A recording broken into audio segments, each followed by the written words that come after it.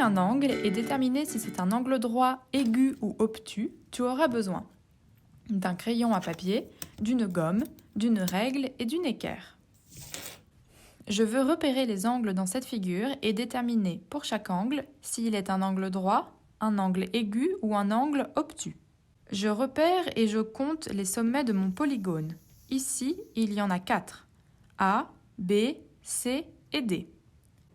À chaque sommet correspond un angle à l'intérieur de la figure. Je peux marquer ces angles.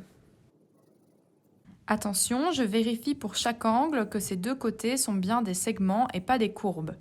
C'est le cas sur cette figure qui est un quadrilatère.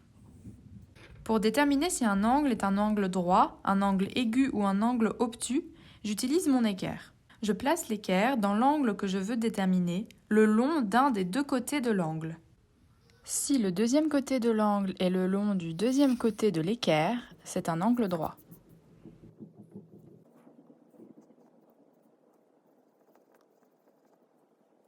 Je procède de la même manière pour chaque angle.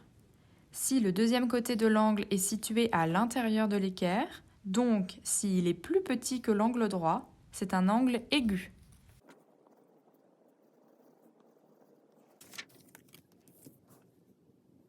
Si le deuxième côté de l'angle est situé à l'extérieur de l'équerre, donc s'il est plus grand que l'angle droit, c'est un angle obtus.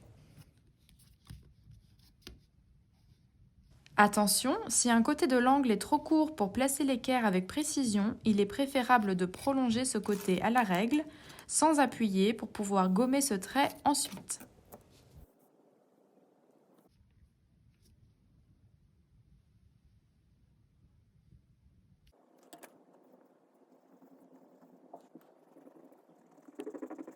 Dans le quadrilatère A, B, C, D, il y a donc deux angles aigus, un angle droit et un angle obtus.